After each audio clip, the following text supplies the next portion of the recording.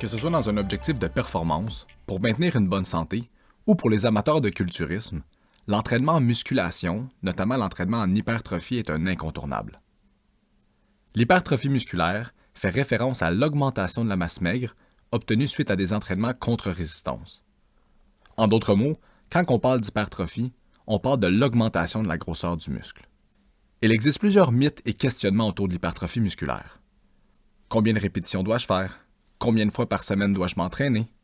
Dois-je m'entraîner à l'échec musculaire? Et quels sont les exercices à prioriser afin de maximiser mes gains en hypertrophie?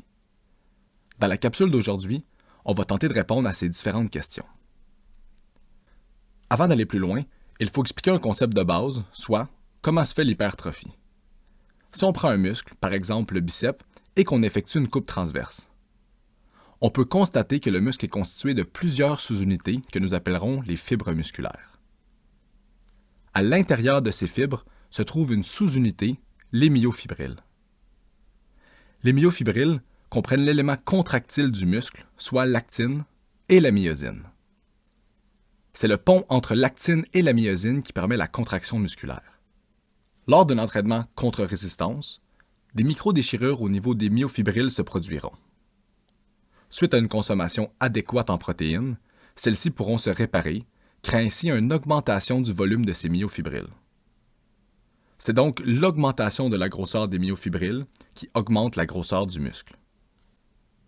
Une récente prise de position publiée en 2021 par l'IUSCA, soit the International University of Strength and Conditioning Association, ont fait une recension exhaustive des évidences scientifiques entourant l'hypertrophie musculaire chez les athlètes. Les auteurs mettent en évidence que l'hypertrophie musculaire serait provoquée par deux mécanismes distincts, soit le stress mécanique et le stress métabolique. Brièvement, le stress mécanique serait généré par la tension exercée sur le muscle lors de l'entraînement. Plus précisément, la tension induite sur chaque fibre musculaire lors de l'exercice serait positivement corrélée avec le stress mécanique et donc avec l'hypertrophie musculaire. Le stress métabolique, pour sa part, serait généré par une accumulation de sous-produits métaboliques durant l'exercice, tels qu'une accumulation de lactate et d'ions d'hydrogène H+. Ce genre de stress est notamment observable lors des entraînements comprenant des temps de pause réduits et un nombre de répétitions élevé. Nous allons donc repasser, une par une, les différentes composantes pouvant influencer l'hypertrophie musculaire lors d'un entraînement contre résistance. Tout d'abord, l'un des paramètres importants à considérer dans l'entraînement en hypertrophie est la charge. Dans la majorité des cas, la charge peut être exprimée en nombre de répétitions maximales, comme par exemple un 10 RM. Un 10 RM signifie simplement que la 10e répétition exécutée lors d'un mouvement donné sera maximale, et il sera donc impossible pour un individu d'effectuer une 11e répétition. C'est ce qu'on appelle l'échec musculaire. Pendant longtemps, les chercheurs ont suggéré qu'effectuer entre 8 à 12 répétitions maximales serait la meilleure zone pour stimuler l'hypertrophie. En revanche, les évidences scientifiques les plus récentes démontrent que l'hypertrophie musculaire peut être atteinte dans une zone beaucoup plus large, soit entre 6 à 30 répétitions. Il est tout de même à noter qu'une charge considérée comme modérée permettant d'atteindre environ 10 répétitions maximales serait l'idéal. En effet, utiliser une charge modérée permet de limiter le stress au niveau des articulations comparativement à une charge plus faible nécessitant l'exécution de plus de 30 répétitions. C'est également moins taxant sur le système nerveux comparativement aux entraînements en force demandant 6 répétitions ou moins.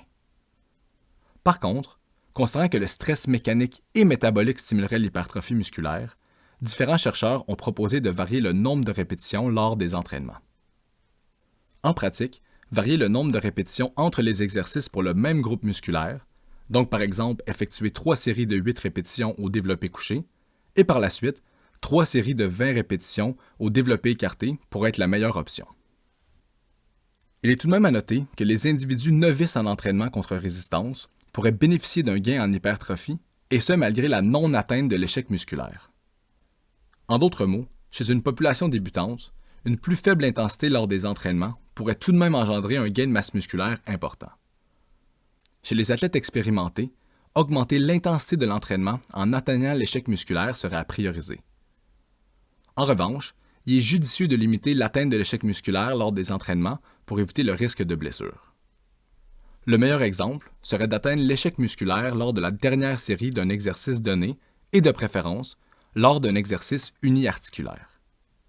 Les exercices uniarticulaires font référence à l'utilisation d'un seul groupe musculaire lors d'un exercice, comme par exemple la flexion du genou sur machine, contrairement à un mouvement pluriarticulaire comme le développé des jambes.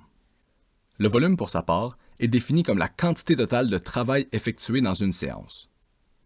Dans une optique de simplification, nous quantifierons le volume en nombre de séries effectuées par semaine.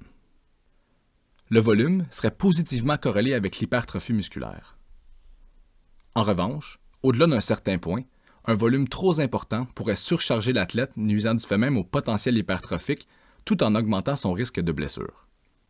Selon la récente étude de l'IUSCA, il semblerait qu'un total de 10 séries par semaine par groupe musculaire serait le volume minimum pour engendrer un effet bénéfique sur le gain de masse maigre. Il est tout de même à noter que le volume optimal varie considérablement entre les différents athlètes. Afin de trouver la quantité de travail optimale, il est important de ne pas augmenter le volume drastiquement, soit environ 20% aux 4 semaines, et ajuster aux besoins. Une autre question qui est récurrente dans le domaine de l'exercice est « Combien de fois par semaine dois-je m'entraîner ?» Dans une optique d'hypertrophie, une seule séance par semaine, comprenant 10 séries par groupe musculaire, pour engendrer une augmentation de la masse maigre. Répartir le volume sur plusieurs jours n'aurait pas bénéfique sur le gain de masse musculaire. En d'autres mots, effectuer 10 séries d'un muscle donné par semaine en une seule journée ou séparer ces 10 séries sur plusieurs jours n'affecterait pas le gain en hypertrophie. Par contre, pour un plus grand volume, il pourrait être pertinent de ne pas effectuer plus de 10 séries par groupe musculaire par séance et répartir le reste au courant de la semaine. En ce qui concerne le temps de pause entre les exercices, des pauses entre 30 et 60 secondes pour les exercices uniarticulaires seraient plus bénéfiques pour stimuler l'hypertrophie. Pour les exercices pluriarticulaires, un minimum de 2 minutes serait l'idéal, mais un temps de pause encore plus long pourrait être recommandé lors de l'atteinte de l'échec musculaire. Finalement, en ce qui concerne le choix des exercices, les auteurs mentionnent que diversifier les exercices pour s'assurer que le muscle travaille dans différents plans et angles pourrait assurer une meilleure stimulation et, ultimement, une meilleure hypertrophie musculaire. Également, combiner des exercices pluri- et uniarticulaires lors de l'entraînement serait l'idéal, tout en essayant de travailler le muscle dans une position étirée. Le meilleur exemple serait d'effectuer une flexion du genou pour travailler l'ischio-jambier dans une machine assise plutôt que debout. En effet, en position assise, l'ischio-jambier, soit le derrière de la jambe, est plus étiré et cela pourrait engendrer plus de micro-déchirures et donc un meilleur potentiel hypertrophique. Enfin, les exercices avec poids libre et mouvements complexes devraient aussi faire partie intégrante des entraînements afin de développer les habiletés motrices et renforcer les muscles stabilisateurs.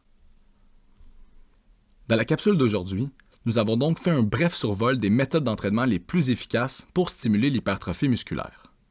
Évidemment, l'ensemble de ces techniques sont efficaces si l'entraînement est soutenu par une saine alimentation, notamment par une consommation adéquate de protéines, soit environ 2 grammes par kilogramme de poids corporel par jour. La consommation de suppléments alimentaires comme la créatine pourrait également être un facteur non négligeable dans la prise de masse musculaire. Des capsules explicatives sur la consommation de protéines et de créatine sont également disponibles dans la description du vidéo. N'oubliez pas de vous abonner tant sur notre chaîne YouTube, Facebook et Instagram à Explique Balado pour plus de contenu vulgarisé touchant l'exercice, la santé et la nutrition. Au plaisir de vous revoir dans la prochaine capsule Explique-moi.